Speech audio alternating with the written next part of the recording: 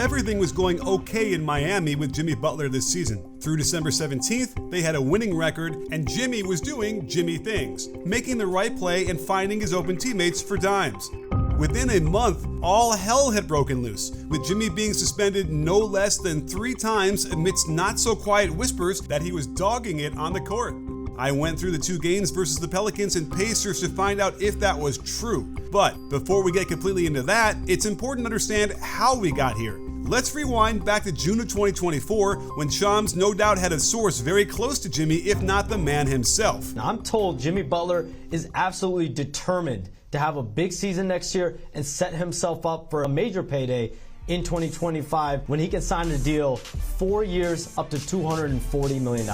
But if you listen a little closer, there was evidence that things might not have been as copacetic as they seemed. He will not be signing an extension with the Heat or any other team. And this clears up any notion of a trade demand out of Jimmy Butler. He intends to play out next season. Jimmy has left a list of teams in his wake of drama and hard feelings. And you might not be surprised to find out that most of the issues centered around money. In Chicago, what started out as an attack on head coach Fred Hoiberg being too soft ultimately morphed into a trade request when the Bulls wouldn't give in to his contract demands. More accusations of people being too soft in Minnesota, where he torched the place down in practice and forced his way out after making it clear he wouldn't re-sign there. Philly wasn't much better as he didn't respect the head coach, and it seemed like they either chose to give Ben Simmons the bag or Tobias Harris over me. It hasn't been all wine and roses in Miami, despite making it to 2 finals, as Jimmy got into it with yet another head coach, and this time Spoelstra wasn't having it.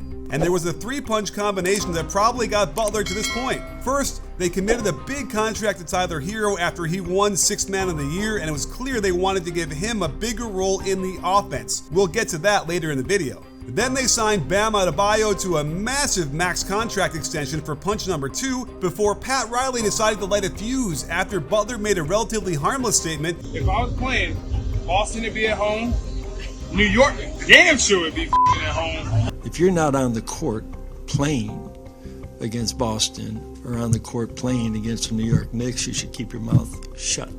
What Riley was signaling was that the Heat didn't feel Jimmy was worth the max extension since he's injured so often. And I gotta be honest, I don't disagree with them. It's possible that a natural outcome of Butler playing as hard as he does means he'll get injured as much as he does. But the fact remains, he's broken down in the playoffs enough times to make the Heat consider him unreliable. And that's where this season turned as well. It started with what appeared to be an ankle sprain against OKC, but then the Heat said he missed the rest of that game and the next 4 because of some sort of vague stomach illness. When he came back, however, it seemed like the team was happy to add his talents back into the lineup. Good news for the Miami Heat is regarding Jimmy Butler. After missing the last 5 games, Jimmy Butler returns to the lineup tonight for Miami. Right from the get-go, he parked himself in the dunker spot on the weak side and just stood there as Duncan Robinson laid it in. Here he is again wandering down to the dunker spot away from the action, playing like a power forward in the 90s. And then I'm not positive, but I'm pretty sure he's the one ridiculing Bam by saying short on this shot. It's not completely uncommon to see him go to the weak side corner in their horn set, but it's certainly not how you'd want to help a star player get his rhythm after a long layoff. And here's a chance for him to move and grab an offensive board, but he seems disinterested. Contrast that to his 33-point night back in November versus the Mavericks. Midway through the first, we see him get the ball out top, get a ball screen, then turn the corner and go hard to the hoop for a layup. Another common action he gets is setting a step-up screen for Hero, forcing the mismatch on the switch, then commanding low post position and going to work down low. Going back to the Pelicans game, there was a clear difference as he again goes down low to the dunker spot and just hangs around back there like a power forward from the 90s. While not only hiding from a potential catch of the basketball, his man is also clogging the lane and allowing the Pelicans defense to take away the drive and force them into this terrible shot at the shot clock buzzer. Jimmy certainly isn't shy and has no problem advocating for himself. I want to see me get my joy back from playing basketball. And wherever that may be, we'll find out here pretty soon. And because of this, he's turned this Heat season into a car accident. I'm sure he'll have plenty of good legal representation to help him, but what happens if this happens to you? Which is why our sponsor Morgan & Morgan is here to make the process a lot smoother.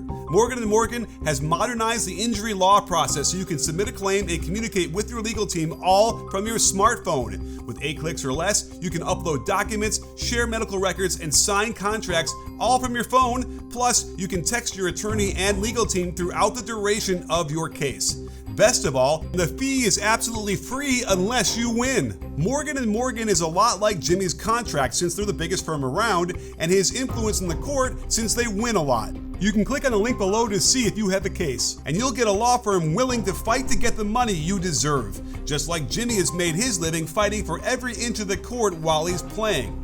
Let's look at the Pacers game where, again, Spoelstra declined to play Jimmy in the fourth quarter like he did versus the Pelicans, although the Heat were down 24 points to begin the final frame. The first play of the game sees Butler going to that weak side corner again, but this time he aggressively turns the corner off the Bam pin down and takes Miles Turner right to the hole for the nice layup. A little later, we can see Hero wants to come off Highsmith for the handoff, but he doesn't see it and tells Hero to go screen away while Jimmy gets the pitch to the corner. Now, this isn't Jimmy being lethargic or slow or uninterested. He's always taken his time to methodically break down the defense, and he is intent on scoring until Turner gets the better of him at the rim. But things started to turn midway through the first as he turns down the opportunity to bring the ball up before heading down to the dunker spot while Bam does his individual move and hits a nice turnaround jumper. And right after this, he becomes the release valve for the press, and with no one in front of him, he immediately wants to give the ball up, but then throws it away when the wires get crossed between him and Highsmith. While this turnover didn't hurt them at all after Hallie slams the missed 3 off the backboard, Jimmy had a potential lane to sprint through that he doesn't take, but to his credit, he does cut back up to get a rare catch above the circle. But he certainly isn't looking at the rim, preferring to direct traffic so he can get rid of the ball to Hero on the handoff and then go back down to the dunker spot while the action goes on the other side of the court until Highsmith can score off the glass. While these things might be subtle, if we contrast it to the Mavericks game, we can see a difference. Here, Jimmy is calling for the outlet pass, he's filling the lane at 85% speed, and then attacks the basket strong and ultimately gets the score even if it was illegal to catch his own shot. One thing that's interesting to me is that on this play, for instance, this is a called set where Jimmy UCLA cuts to the low post, which forced a mismatch down low, and just goes to work against Kyrie for the nice spinning bank shot. Or even this play, where Jimmy pushes the ball up and gets the quick step-up screen from Bam. His gravity commands the attention of all 5 defenders, and Jimmy is so good at finding the open man and making the right read as they get another layup. Contrast that to another Pacers possession where he either gets buried or buries himself on the weak side corner, patiently standing there until there's a drive. Now he makes the catch on the block with a smaller defender on him and doesn't even look at the basket, deciding to kick it to Jaquez 25 feet from the hoop, who travels before driving into the defense and missing the step through. It's remarkable that even if Jimmy is actively trying not to score as he gets to the rim off his pick and roll, he's generating wide open shots for teammates like this one to Highsmith. And while the game was out of hand at this point, he gets to the strong side low post and check this screen he sets to allow Jovic a free path to the hoop for the dunk. I feel like I did my job, or what at least my job is now. When you say what your job is now, we're sort of not used to see you standing in the corner for extended periods like that. Is that a change in the team approach that has cast you that way? And for you to be your best version of yourself, can that be your role and you thrive to the best of your ability? It can be my role here. But I mean, that's not what I'm used to being. I haven't been that since, I don't know, my first, second, third year in the league. If I'm hearing him correctly, it sounds like he's saying the decision for him to play like a power forward in the 90s was the coaching staff's. He certainly sounds like he's not happy with that role, but it sounds like the team is unhappy that he's not being aggressive trying to get open. I have to imagine Jimmy has carte blanche in the offense to go wherever he wants, but it's also on the coaching staff to make things happen by calling plays that will get him involved. Bam gave us some insight into how Jimmy feels about this new role in the offense. Obviously, he's frustrated. He feels like he's, standing in the corner. I mean, it's going to take time. That's the one thing. It's all this going on because it's a glaring effort that we need to make as a team just to get him the ball. I feel like you said, it's a coaching thing, but I feel like Spo figured that out. And there it is. Bam seemed to be putting it on Eric Spoelstra to figure out how to better integrate Jimmy into the offense. But that was a few weeks ago, and Jimmy has done nothing to help his cause by letting his teammates sit in the tarmac in their private plane for 2 hours as he no-showed for the flight and didn't tell anybody. And now I can say it's officially over, as he came back after that suspension to find out he wouldn't be starting and just walked out of practice. I'm going out there to compete to win either way. Whether I score 9 points or 29 points, I will compete. That's one thing that I will say. So you won't say that I'm out there not playing hard. It may look like that because my usage is down and I don't shoot the ball a lot, but we won't sit here and say that I don't play hard. And even during these games where the Heat weren't happy with his play, I couldn't find any instances of lack of effort on defense. He was in his stance, rotating properly, and being a professional on this end. But without his aggressiveness on the offensive end, the team can't compete.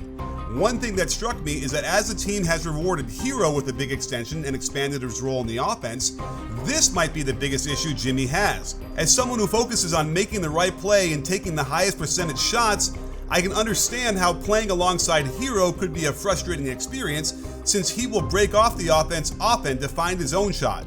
Hero deserves a ton of credit for shooting an elite percentage from three-point range this season, despite taking a lot of hard ones. But I can also see Jimmy bristling against this type of shot selection, considering them forced shots that shouldn't be taken and could ultimately hold the team back from achieving the success they'd seen in the past. And this might be the real reason Jimmy wants to leave the Heat and find a new situation suitable to him. Don't forget the kind of supreme ball movement we had seen from the best teams he was on that made it to those finals. Lots of high post entries and cutting all around the floor, the ball would move freely and open up lots of advantages to get high quality shots that propelled them deep into the playoffs. But let me make one thing clear, Hero is having an incredibly efficient year. He's ranked 15th out of 71 players with at least 500 possessions used in terms of efficiency. He's above 40% from 3 and a blistering 56% from 2-point range. If there's an issue with the process of these shots, you have to take into consideration that the results are there, and it's even more of a reason for Jimmy to leave. The problem is, after so many teams and so many implosions, Jimmy might never find exactly what he's looking for.